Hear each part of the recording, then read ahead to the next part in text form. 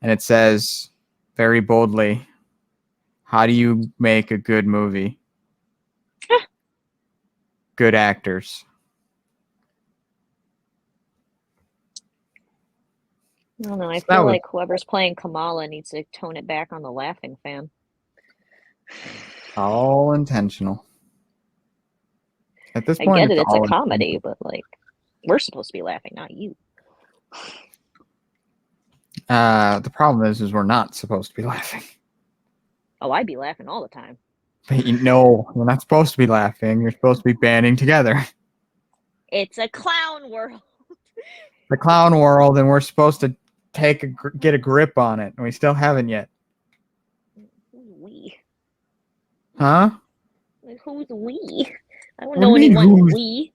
What do you mean, I know, we? But that's the thing, is like, who's we in the sense that, like, there's no community anymore. Like, who are you gonna rise up?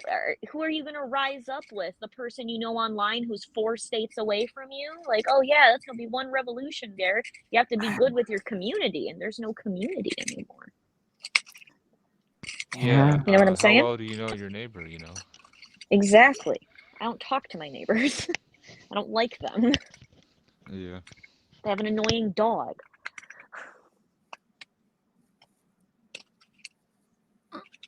That's fair. But there's 9 chances out of 10 your neighbor doesn't know how bad the extent of the issue is. Nor does his family. Nor does, the other neighbor. I mean, you got to put this into perspective. What percentage of the country or the world, really knows the truth? Very little. Yeah, exactly. So that's what I'm saying. Like, there's no one to rise up with. Yet.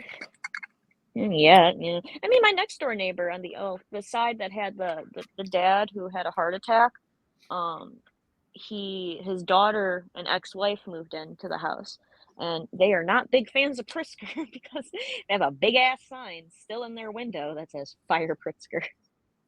Yeah. So got them. They cool. All right, are we ready? Might as well go into it. Also, hi, Hope. Hope you're well.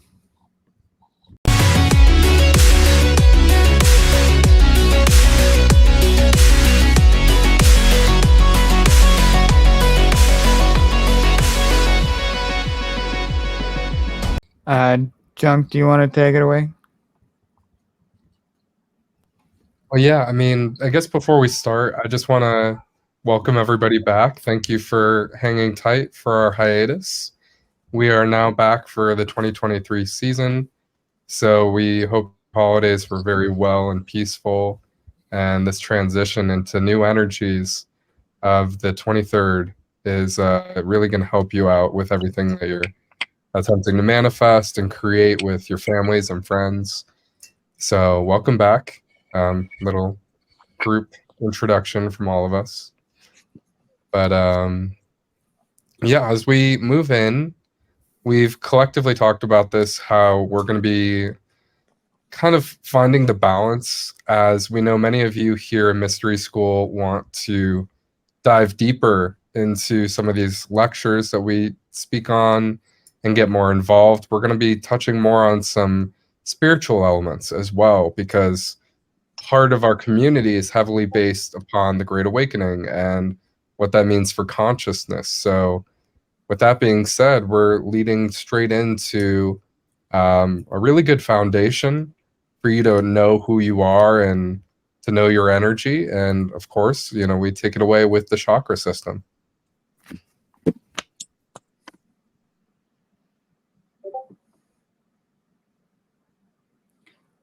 All right. So essentially, does anybody else want to, like, Xenox, do you want to take hold, or am I good?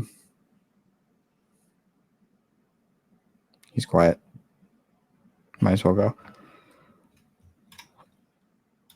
All right. So on a basic fundamental level, what are chakras and what do they do? Well, how do I phrase this correctly? In its basic form, we have 7 that go up our spine, and they act as energy centers for each individual emotion or energy center or different aspects of how we go about life. Just our general, it is the general engine of our body, so to speak. And it can be seen as the basic rainbow colors that we kind of know all throughout our adolescence.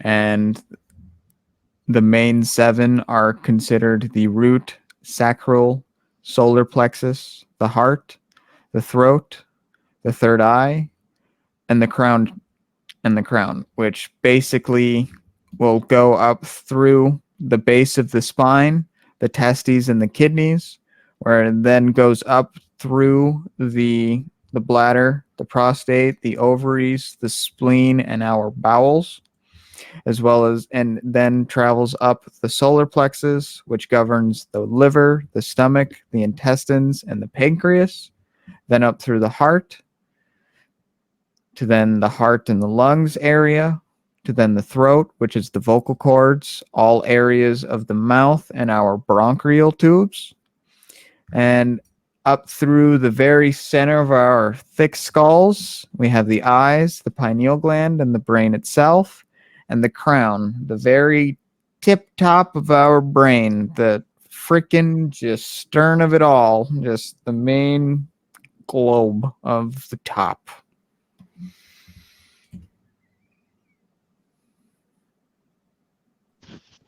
Anybody else want to add on to that one? Hey, I'm back. I'm sorry, I was Welcome. looking for a book. Where'd you leave off on there? Hmm? I said I was looking for a book I misplaced on the chakras. Mm-hmm. Where did you I leave off? I just basically went through what they are and where they do, what they do and where they govern. Okay, cool. All right. Does anyone have any questions before we go any further?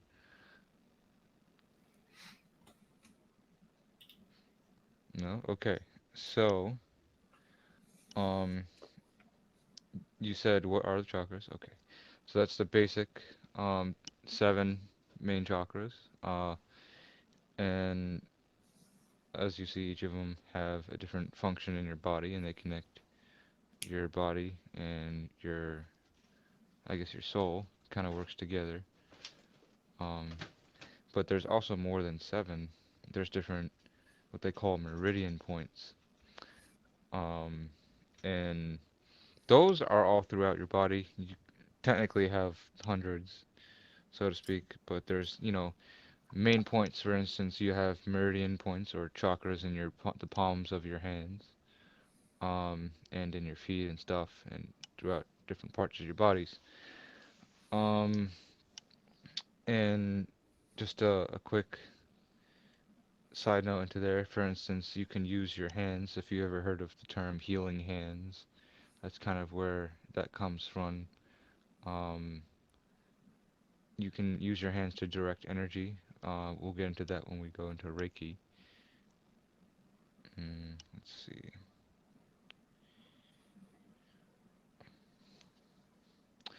Now,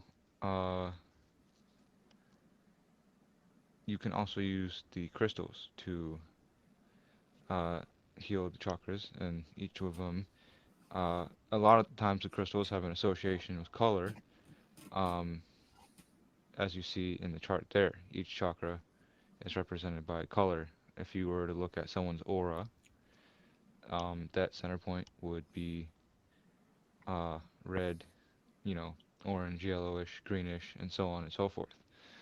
Um, Now, for those who can see auras, I can't really see auras, but for those who are gifted, um, they say that, for instance, if you look at someone's chakra, you can see like blockages, what they're called blockages, right? So energy is supposed to flow kind of up and down throughout the all the 7 chakras, and that's like a kind of like a stream of water.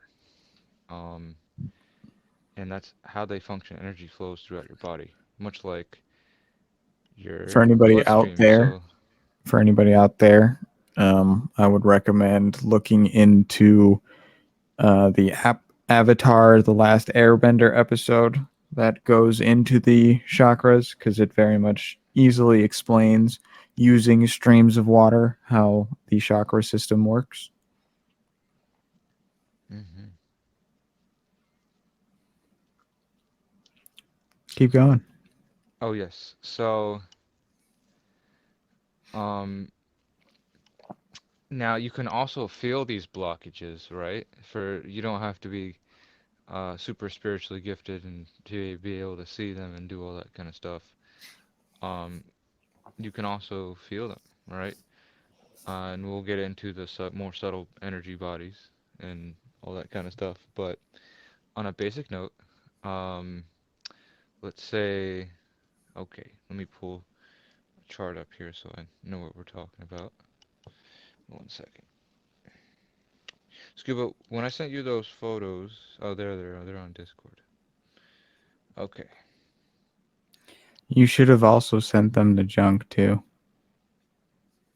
Okay.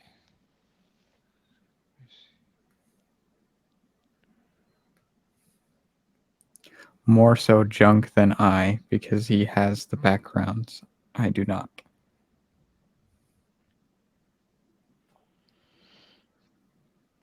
Okay, so here's one example, right? We have the heart chakra. When the heart chakra is out of harmony, um, we disconnect from ourselves. We have difficulty loving ourselves, giving love, um, being genuine, and you don't feel deserving of that love. And you're out of touch of yourself. You can develop depression, um, and you have a loss of connection to yourself. Now, that's how you feel emotionally, but physically, you can even feel like a physical like blockage in your heart. Your heart could feel heavy, it could feel painful most of the time. You could even just feel numb. Same thing for your gut. If you're someone like me who carries a lot of nervous energy, for example, um, you might have gut issues, troubles using the bathroom, or even just stomach aches. You might be food sensitive a lot of the time, so that could be in your sacral or solar plexus chakras. And they do, the interesting thing about chakras is they are connected to your spiritual body, but just as much so they are connected to your physical body. It's like it's kind of, It's an it's like engine for a your suit. car. Yeah, yes, that's exactly what I was trying to say. It's like an engine that runs the connection between the essence of your soul, and your body. Now, side note here, in Christian texts, um, oh, can you hear me? I think my Yep. headset Keep just died. going. Keep going. Oh, okay. Yeah, so in Christian texts, Jesus talks about the seat of the soul, and they talk about it being resting between the eye, between the brow, and that would be the third eye, the pineal gland. And so that brings us to our next section. I'm gonna give you this one, Scuba. I don't know where the teachings come from. No, it that's fine. So one of the basic ways I would say that they would come from is just ancient cultures really looking at the body and seeing and understanding how the nervous system works and the different endocrine systems, and realizing that there are very specific points in the body that you can use to manipulate this system. And then they just later on figured out that we have an entire engine system and this is how it works. And we can also say that it was probably given to them by extraterrestrials on how this system works, and it's been passed down through generation, and evolved through different cultures, because we cannot say that these teachings are just Hindu. We cannot say that these teachings are just Christianity. We can't just say these teachings are spiritual, because unfortunately, actually, fortunately, it's all of the above, because there's different metaphors, there's different ways that it's gone about. So, we can look at it as, from the scientific perspective, as this image gives us, excuse me, from the purely looking at it from the human body standpoint and how different areas are physically connected. Yes, the brain is the main center of all of that, but it's funny because our spinal cord, which is essentially our physical manifestation of the chakra system, because it all sends information from that central core area that starts from your brain's stern.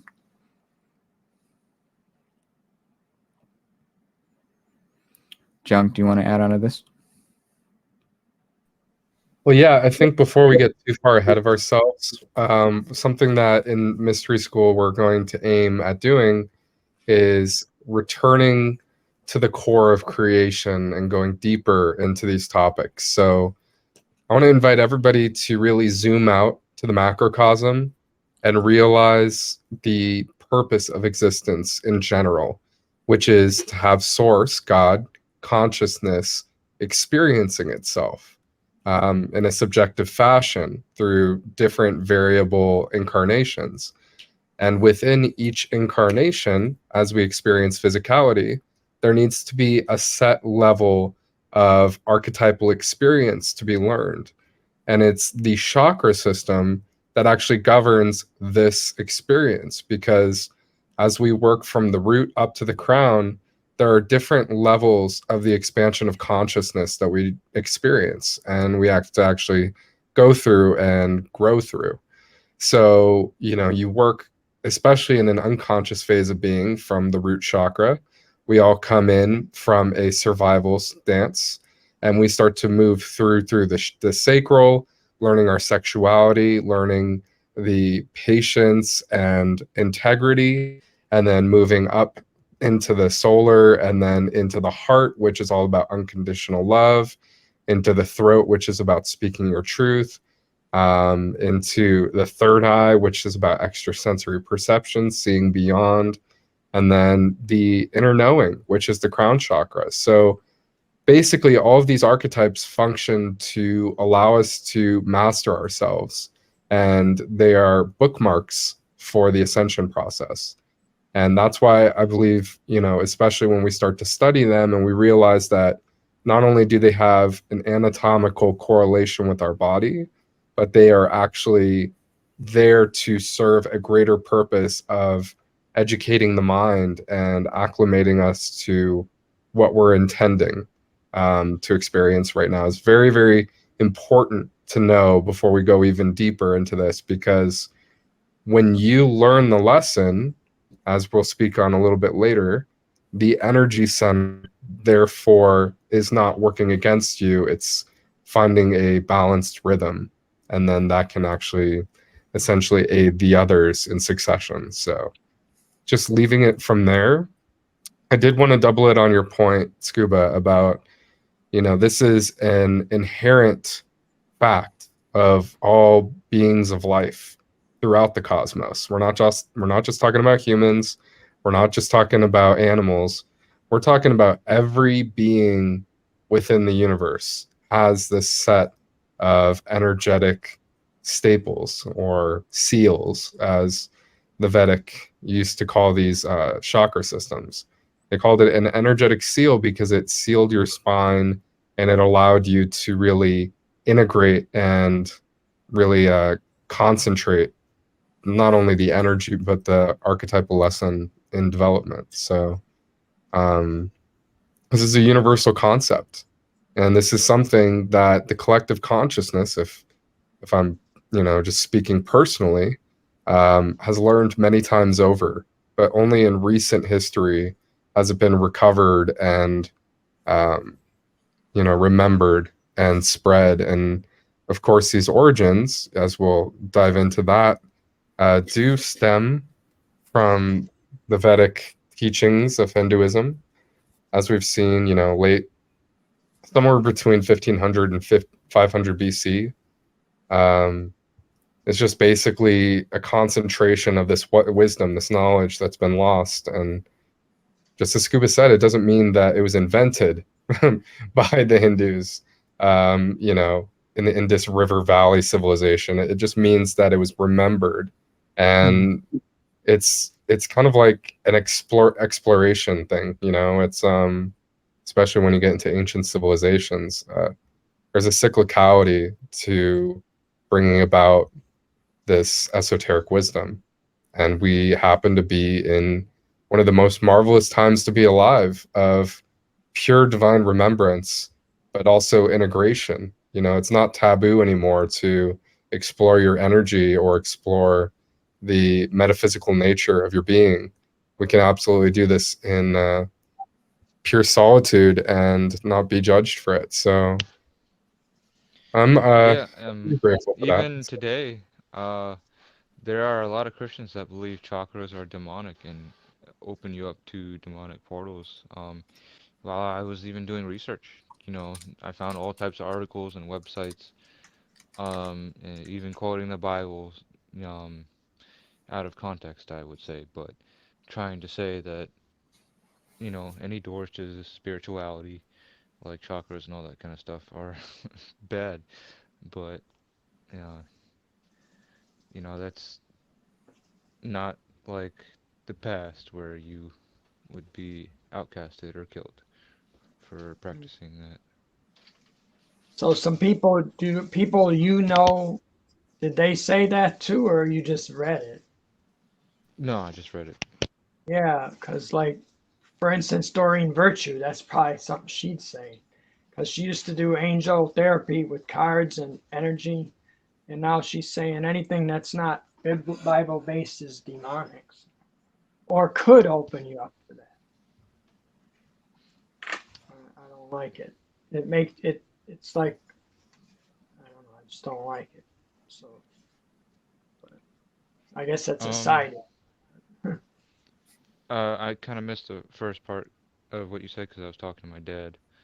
I don't know, but Uh, that's it causes problems when people that are Bible based say that studying the chakras, which is just energy in your body, is evil oh, yeah, yeah, yeah. or Well, could it's Yeah, I open know you what up you. to demons. It's funny you mention that, Brad, because if people actually took the time and realized what books were taken out of the original text, they would have a whole new different perspective on that very bias that they have now.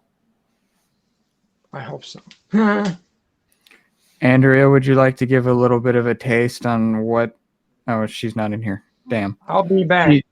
Okay. Well, Andrea was doing a little bit of research and discovered some of the different books and was highlighting some of them in her reading because she's a speed reader. That a lot of the books taken out of the Bible do mention chakras. They just say it in a different way. It's just different ways of saying it. Yeah, we have the 7 trumpets now, but it's so give and take with those. If you actually read the text, I mean, it they more or less act as, different seals. And I've heard people say that, you got to look at the book of Revelations as if it's an entire, acid trip or mushroom trip, because, he's seeing a tree on fire, but he's not actually seeing it. It's his perception is messed up because of the psychedelics that he took, whatever. But it's one of those things. What are some of the metaphors that are given throughout worldwide lore? So, as I just said, the idea of...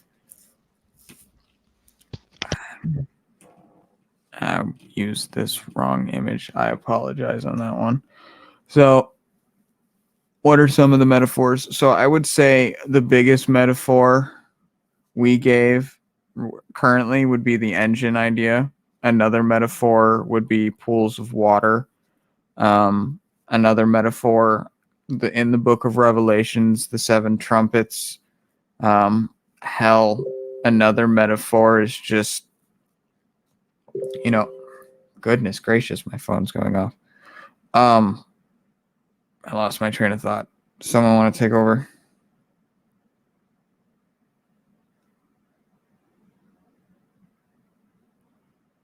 Going once, going twice.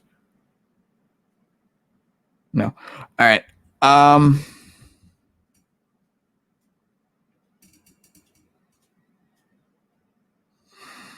I as far as lore and metaphors, those are the main ones that I know about.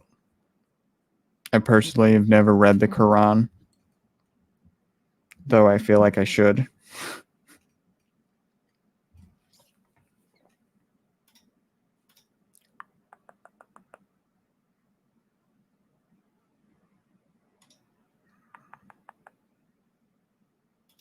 Got quiet in here. Why did it get quiet?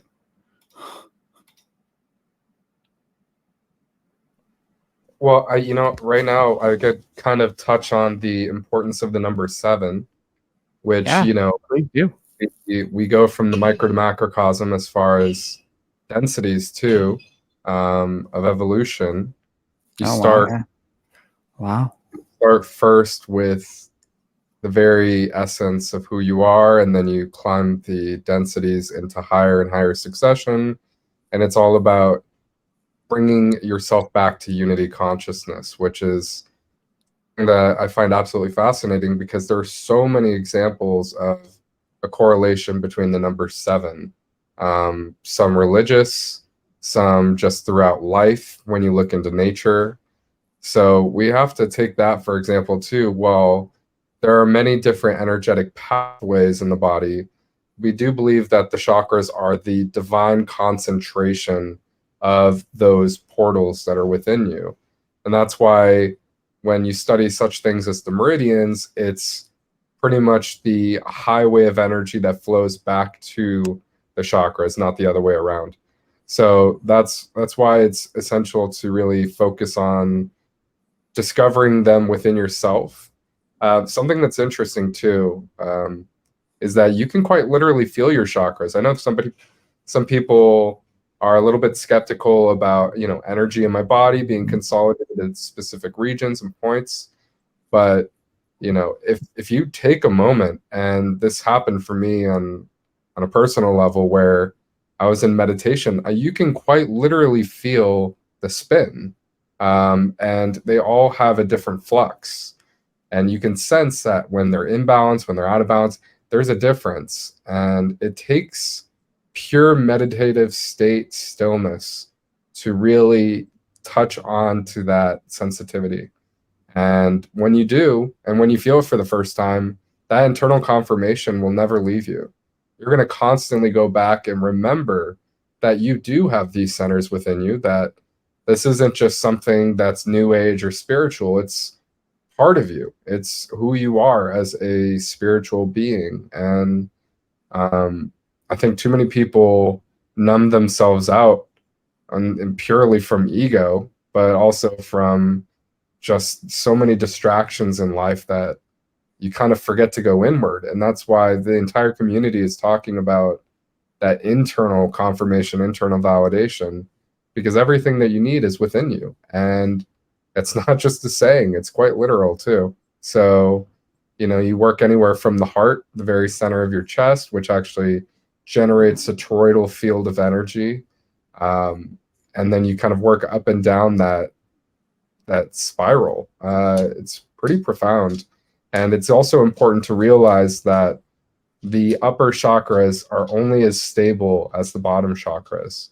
So they do work in succession, meaning that if you are feeling very grounded at the root, that chances are your sacral will have that influence, so also synchronize with the resonance and vice versa.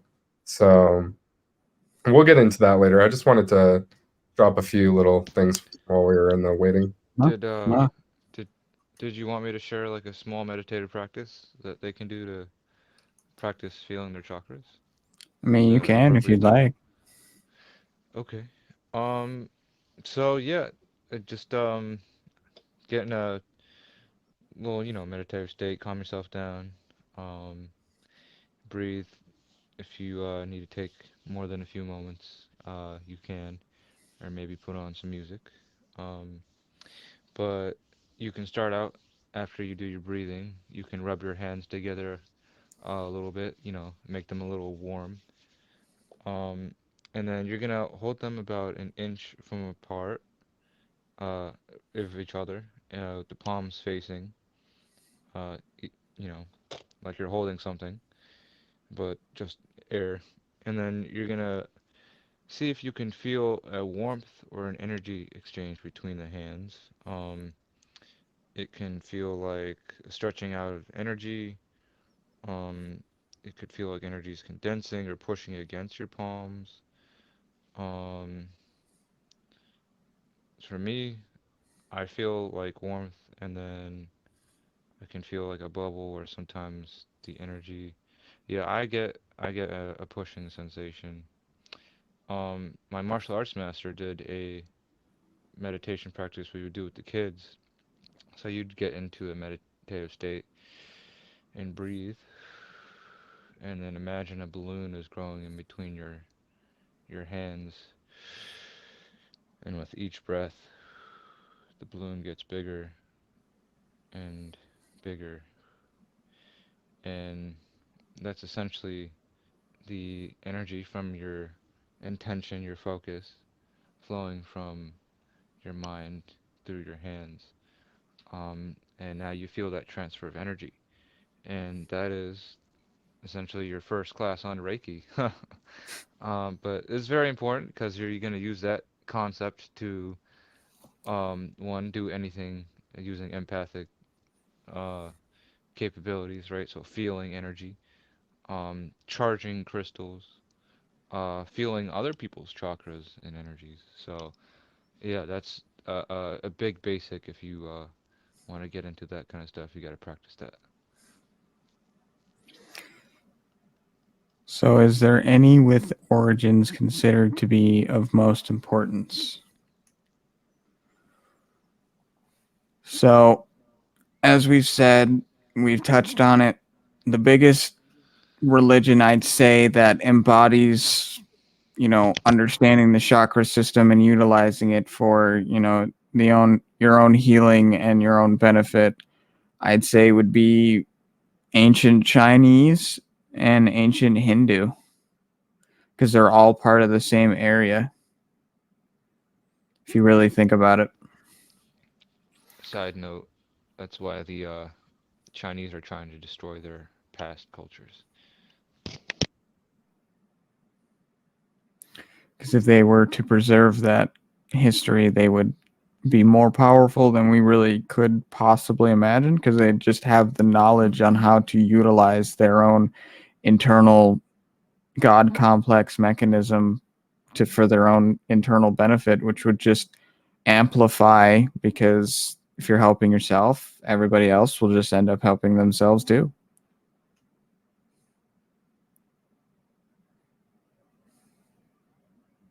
If you're all with the same understanding, at least.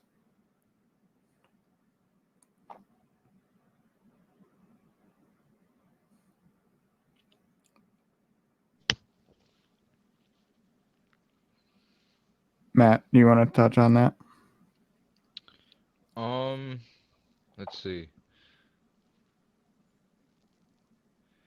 So it was very brief, but um, I guess the Greeks, the Sufis, Zarathustrians, and Native Americans, Incas, and Mayas have all known, in their own culture, to have energy centers and chakra systems, um, their understanding of the universe.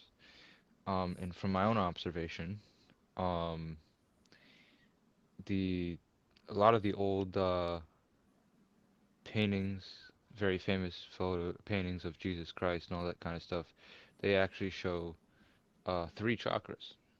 The in between the brow, the pineal gland, the throat, and the heart. And often the heart is depicted with a flame around it. Excuse me. Where you'll see Jesus Christ, and sometimes he'll be doing a hand symbol in some of those depictions.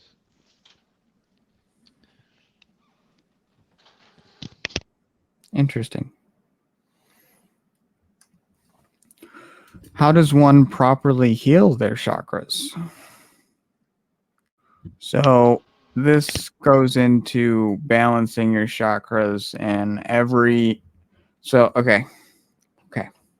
Before we fully go into this, we also must understand that this is the part of spirituality, the part of chakras, the part of this whole space that is heavily exploited the most. Meaning people try to sell you fake crystals, fake teachings, fake sessions. Not everybody, but there's a good majority of people that are just out there to just take your money and not give you something authentic and something that will benefit you versus something that was just there to screw you. So one of the big things that we must understand is that you don't need anybody else to help you heal. If you need to go seek that guidance, that is up to you, but ultimately you do not need anybody else. You just need yourself. You need to be honest, find the tools, utilize them. A lot of them are free. Maybe not crystals, but a lot of the music, a lot of the meditative, recordings that help out. Junk has his own channel that he can probably link in group chat or send to me to send out to everybody. There are methods to go about this. There are methods that you can actually do in your own time, but it also doesn't hurt to seek somebody out. But use discernment. Do not just find the nearest psychic and go in blind. Don't do that. As much as you might luck out, you might get fed BS. You never know. Hi, how Hi, are Paul. you? I would love to speak about the process of healing the chakras. Go for it. It's very important to understand that the most important aspect of the chakras is that the chakras are related with the evolution of our own consciousness. So in order to balance the chakras, we need to also think about ourselves as a mind, body, and spirit complex at the same time. The body is not separated from the mind, is not separated from your spiritual aspect. It all come together. Therefore, it's not just in the process, it's not only based on a Reiki session or applying crystals or even listening to music. Is also integrating the lessons that you require in order to move forward on the process of the evolution of your own consciousness while you are incarnated on this planet. The most important chakra is the root chakra. I'm amazed by the obsession of a lot of people with the awakening or activation of the pineal gland without understanding that without a strong base, meaning the whole chakra system below, it's impossible to have a balanced and crystalline pineal gland working for you. The most important chakra while we are here as humans is the root chakra, because it's a chakra that connects our body with the planet.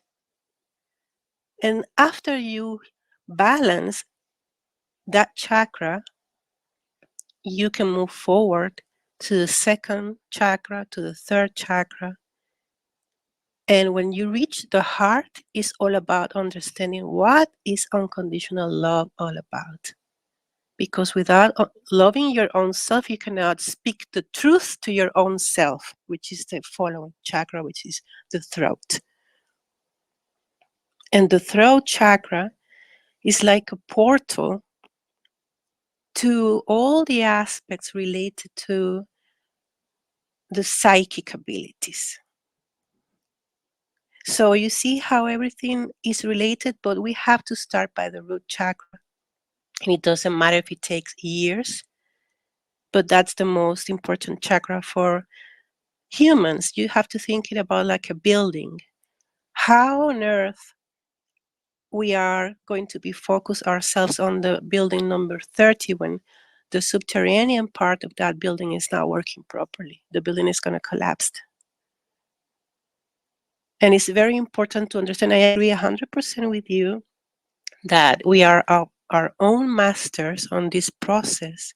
But there is so much confusion, and this confusion is not accidental.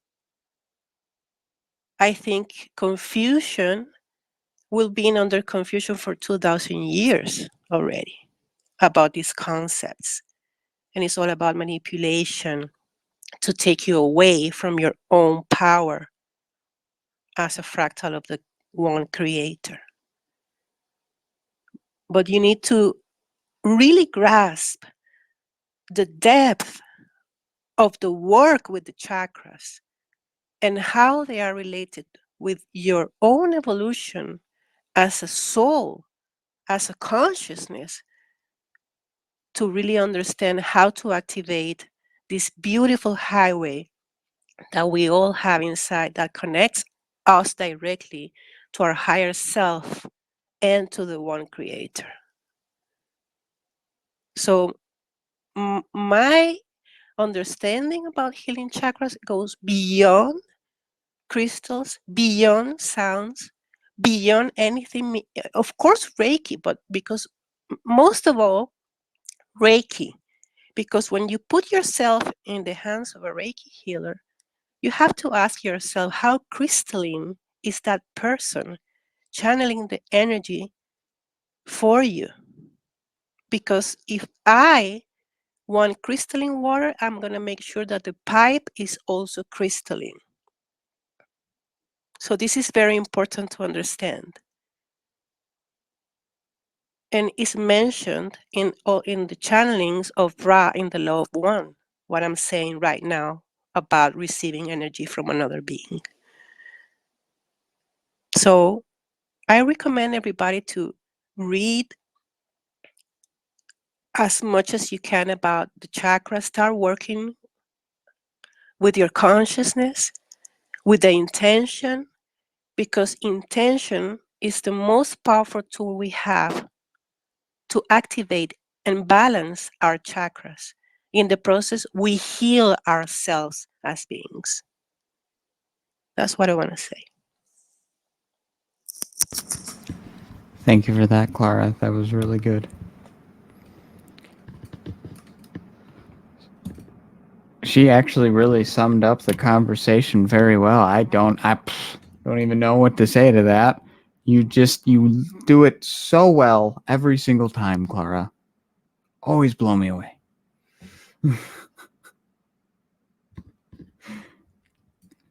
Junk, do you have anything to expand on that one? Or Matt? Yeah, if Matt wants to take it, I'll let him go for it. You go ahead, since you have a thought going. Well, I think it's important to realize that no matter how pure you come into this world or how you're raised, imbalance is guaranteed. And the reason for that is to inspire correction. Because if we were all perfect, if there was nothing to fix, heal from, or learn, there would be no point for existing. So I believe that, children with their innocence and empathy do have a more balanced state of being, but through the process of development, there comes the threshold of trauma, of ego, and all of these factors really kind of throw off the stability and sanctity of the chakras. So it's just returning to that pure, divine, centered essence that you always were. And it's inner work. It's something that takes effort, which is why I'm going to double on what Clara was speaking of and what you mentioned too, Scuba, which is it begins with you. We have a lot of healers out there that kind of assist the process or pave the way, show you where to go, maybe hold your hand, kind of like you're learning to ride a bike. You need to gain that familiarity with the subtle energy and the process and internal pathways of the body, but also realizing that this is a lot of reflection on a very subjective level. You're going to have to face different things that you thought you maybe buried behind you or stowed away in your closet for a while, and realize that, all of these little faults actually created you and made you to who you are. So if that means that for fear of rejection, you picked up a trauma response, uh, you are now prompted by the universe to restore your root chakra by embracing that bravery and that centeredness of knowing that the universe is going to hold you no matter what circumstance. And when we talk about trusting the process, that's a huge modality of kind of countering the damage that's been done. And just as I spoke of earlier, when you balance a chakra, it assists the next, and then the next, and the next, and the next. But most importantly of all is that everything is in flux, meaning you can have a healed, grounded root chakra, but a year can go by, certain catalysts can arise, and all of a sudden it's off balance. So this is a consistent process, and that's why I think it turns a lot of people off from the true art of healing, because they don't want to readdress. They just want to fully accept where they are and continue forward, or advance beyond go. And the thing is, like, I'm quite literally living proof of this. I had a moment where I went through an extreme threshold of the dark night of the soul, and upon coming out, feeling healed, feeling restored, um, part of me, and what was, still fractally left behind by the ego, without full integration, thought that I was done. I was done with the Dark Knight, and that it was just a one shot go. But the full realization that I was going to have to cyclically process all of this damage, all of this fear, again and again and again, was the true lesson of refinement that I had to really embody. And then again, through that process, I was able to cater to the chakras and restore them back to balance. And one really quick note I want to make about a balanced chakra is that you will quite literally sense the change as night and day. For example, when you have a healed and balanced throat chakra, you are unafraid to speak your truth. You might find yourself singing. You might find yourself, speaking freely to others and not necessarily caring about judgment or anything that would kind of hinder your voice. Same goes for your crown chakra and your heart chakra. You might find yourself loving easier without resentment and being fully in the position to release, forgive, and to grow from that experience. So there's major benefits that come from the mastery of self, and I can honestly tell you it's worth it. If you need help here and there, I don't condone any external healing practices. Just make sure that you are the sole proprietor of your own growth.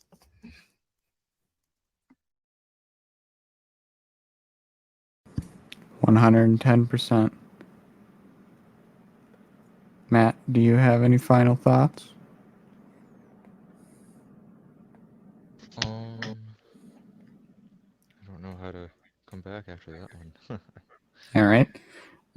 So we touched on a lot of things this evening. It's a little bit of a shorter talk. It's just kind of wanted to get our feet really wet back into the game. Next week we will probably do a much longer, more cohesive, well-flowing talk. My apologies that it was all over the place. It's been a little bit of an energetic time here. Yeah. I will say I am not in balance at all, but I'm trying every day. um, but yeah, I appreciate everybody that came. You guys are all rock stars. Thank you, Clara. Thank you, Junk. Thank you, Matt. Thank you, Hope. And Andrea, I know you're not here, but thank you. And thank you, Brad. May not have been the best turnout tonight, but it was still a decent turnout to see some friendly faces, some familiar faces. And we just need to start getting into the natural flow of things again. Just Yeah, one question. this is oh, you go ahead. Go ahead, Hope. Well, okay, thanks. Um, Understanding, that this has the Chinese background, and such, is there any connection of the use of acupuncture to help with the chakras? Most definitely. I wanted to get into a little bit of the different healing modalities like yoga, essential oils, We can do that in a kind of part stuff. two. We can really go But into it. essentially, I mean, especially acupuncture, most certainly. I think Reiki and acupuncture are very similar. The great thing about acupuncture is that they actually have to have an understanding, very deep understanding of the meridian points that flow throughout the body because those needles are going into those meridian points. It's very specific. You could probably look up if you research acupuncture. I'm sure they have all types of flow charts. Um, I think one of the links I put in the chat there talks about meridians, but the needles essentially go into one of those points and they're all connected. And then scientists have actually confirmed this. There's an electromagnetic current that runs from your body through all the needles, in the atmosphere and all that kind of stuff. So it's like an antenna almost. So there is a science to it, and insurance companies are actually starting to include that on their list of, I guess, copay um, kind of stuff. So it's becoming more integrated into Western society. But yes, big yes, that it does have a lot to do with your chakras. And I have one more question, and I don't know if we even have time to get into this, but as I was following and such, trying to heal the chakras, what about the person that has had a spinal cord injury and their ability to connect with their nerve endings and their chakras, especially if that at some point that message through the nerve endings has been cut? Well, um, so you don't need to feel your leg to feel the chakras in your feet. Um, uh, no, I don't have any personal or anecdotal experience. So that's quite a unique perspective. But have you ever heard of phantom leg syndrome or phantom limb syndrome? I mean, That's uh, right. Fan of right. feelings. Yeah, so you can feel things, um, if they're not there. Try this. If you've had an injury, right? Do you know how to do a body scan in a meditative practice? Oh, You do or don't? I didn't hear you. I'm sorry, I don't. Okay, yeah. So get in a little meditative state, um, and you're gonna just close your eyes and um, breathe and relax a little bit, and then you're gonna imagine scanning your body, either from head to toe or toe to head, um, and going from your toes to your shins, your knees, your legs. Imagine you're like scanning it. You can feel it. You can just imagine yourself looking at it. Imagine your body, or however. Imagine that scan going up through your legs to your body, your abdomen, to your chest, your arms, your hands, and so on. This is actually very good practice if you want to get in touch with your body, especially if you do have something like spinal cord injuries or any kind of injury. You can become more sensitive and see what uh, makes those injuries feel worse or better. Um, but it has a whole Explanation. lot more That's purpose. wonderful. Thank you. Yeah. Well, And oh, go Clara. I want to say something regarding her question, because as we are, as I said before, a complex of mind, body, and spirit, and we are electrical beings at the same time, meaning that any, let's say, interruption of that flow affecting our spinal cord, of course, will greatly be, felt energetically in the physical aspect of ourselves. So,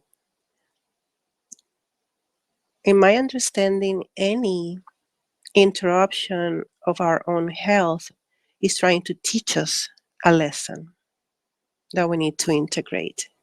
And that's the most important observation about any distortion in the physical body.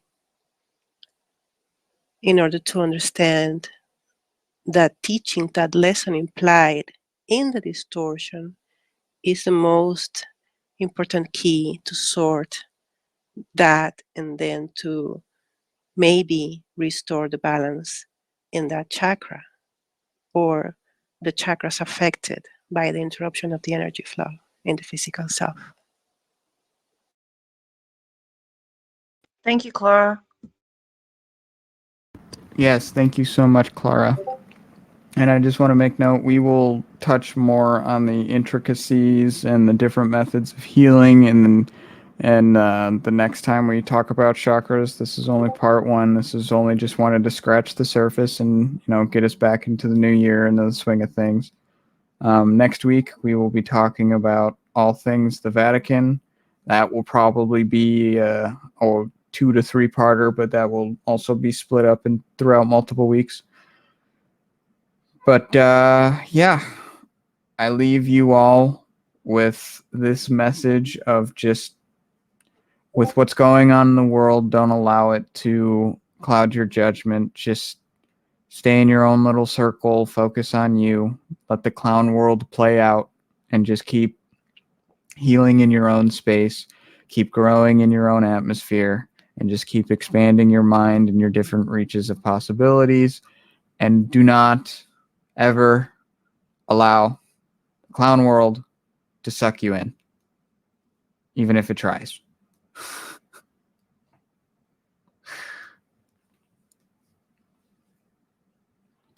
But that's all she wrote for me. Anything else, guys? Any promos? Yeah, we're doing solar stuff. If you So want to do definitely. solar stuff, Yeah, it's kind of like a tradition. yeah, we'll do some solar stuff. Why not? What does Solar Ham say? I know we've had a bunch of X. Oh my god. Okay. Fun times. That's a new data reading. Let me just get rid of that. Share screen. All right. So, as of late, we've had some very interesting things go off. Oddly enough, nothing aimed at Earth, but as you can see, our lovely sun is active beyond all fuck. Excuse my French, but as soon as 2023 started, the face of the sun just started getting energetic. Are you thinking the same thing, Junk, or is that just me? Like, yeah, no, I've been Yeah. watching it very closely. There's been X flares, M flares. We're seeing high activity. Although the readings on the Schumann are extreme, it's important to realize that the sun is spinning 360. So we're not necessarily going to catch every solar wind that is absolutely terraforming the solar system. But when you look at something as far as kind of like the reading from above, which I can send you a link to, but it's basically a top-down view of the solar system. You see a lot of these major flares are hitting some planets such as Mars, Venus, Jupiter. So we're seeing activation of different planetary bodies, but oh yeah, it's getting crazy out there. Oh yeah, I was gonna say, have you seen all the chemtrails that they're doing too? I feel like they're doing more. yeah, I agree. And A lot over it's here. funny. A lot over because, here. yeah, I heard you. there's a lot everywhere. It seems. I mean, being right by the airport, you'd think that it would happen. Wouldn't happen as much, or it would happen, but it wouldn't be as it's highly dense because there's constant traffic going through there. But no, they're just spraying every morning. I see it up in the sky. It's like, what the fuck?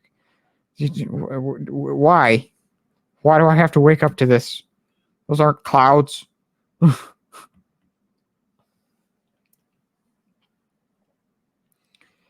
you can always tell the difference because the chemtrails are thicker than contrails.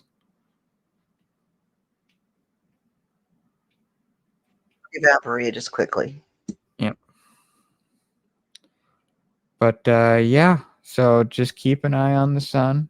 We will keep monitoring it, and as time goes on and as more things happen with it, we will let you know as we have been. Junk, have you seen any UFOs as of late? Yep, a lot of them. Any good ones? I'll send you the most current one I posted, but I also got a new capture. Hold on. Let me see. Right. Here we go. Oh yeah, this one was major. This was a big boy. I remember that one. So yeah, if we've talked about before, the scale, this fucking thing is more massive than some of the things that we've seen before. Yeah, that's at least 100 miles across. At least? No, I think you're underestimating that, my friend. I'm going shallow with it, yeah, but I definitely would say 500. it's insane. Yeah, like Fun. I'm gonna send you a new one. That's Dubai's like long and like their long and city that they're trying to build in space. That is what that is. A city in space. Here, I'll send you this new one.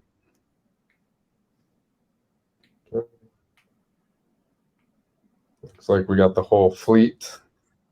They're all coming out nowadays. Go. Oh yeah, look at them. Look at them go. And they're all going in different directions. Not all of them are going the same direction if you really look at them.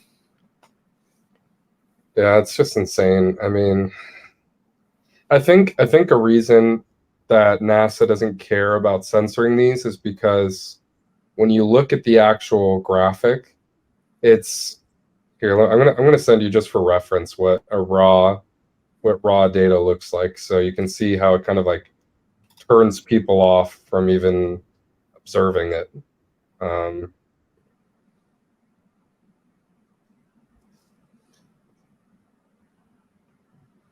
because it's like a blink and you miss it kind of thing, which I think they're already assuming, which for good reason, that a lot of people are so preoccupied with so many other things. Well, that and we also have to understand we're not seeing the actual object. We're seeing the light reflecting from the object. Yeah. Oh my God. Imagine if we had like crystal clear clarity. Oof. Yeah. And actually saw the object. I'm just gonna send you the link for future reference that you can just always check in on. It's right here. Yeah, you could just tap into any of these.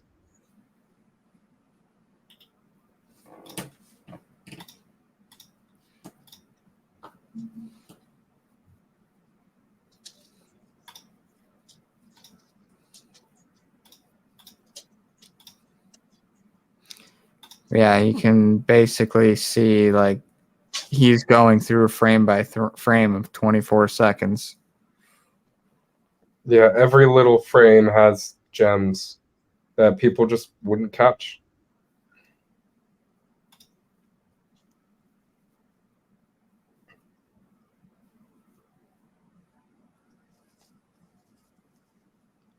But it's funny, you can actually see them. It's just they're just so fast.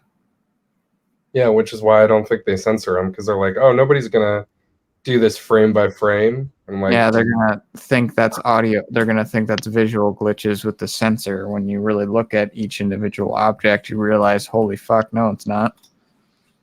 Do you think they even know what it is? The people that Yes. monitor it? Okay. No, I think they do. Well, actually, no, because there's a need to know basis. Oh no. Xenox, you made a good point right there, which is the actual astronomers or whoever's working for these agencies, when they look through the data, they're probably so heavily conditioned that they're like, oh, it's space junk, or it's some debris. But when we find a very finely defined cylindrical UFO that doesn't match any kind of space debris or anything of the sort, any satellite that we have, they're not going through each frame. They're just looking at this and looking at. It's kind of like, pointing a normie out to chemtrails. They're going to say, no, those are happy little clouds. It really takes like the awareness to figure out what's going on. So I know. But luckily, we have patience. Yes, we do. Wait, go back. Sorry. Did I see that right? X1 off to the top right. Swipe to the next. No, latest news. Just go to the next tab.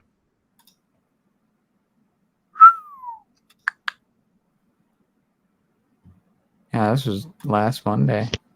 Yeah, that's a big one. Oh.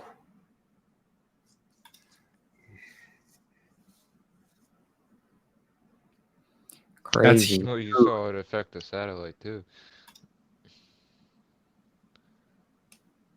Yeah, you're right. It did. It hit like, and do you see how fast?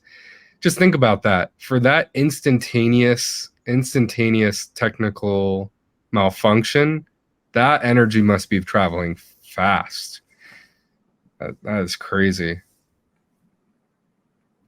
Really makes you question if and when our system goes down, how fast it will be. And this is the kind of data I wish I could just like sit down buddy with a flat earther, and I'm like, what? Who's faking this for you? Like there are way too many little technical things. I'm like, who's faking this for you? What's going on? Right. It's a tough conversation. It is. But more and more people in the community are falling for it, so we got to be very on it. Yeah, we do. Alrighty, guys. Y'all have a wonderful night. We will talk with you soon. We're going to try and get Twitter Spaces to set up, see if we like it.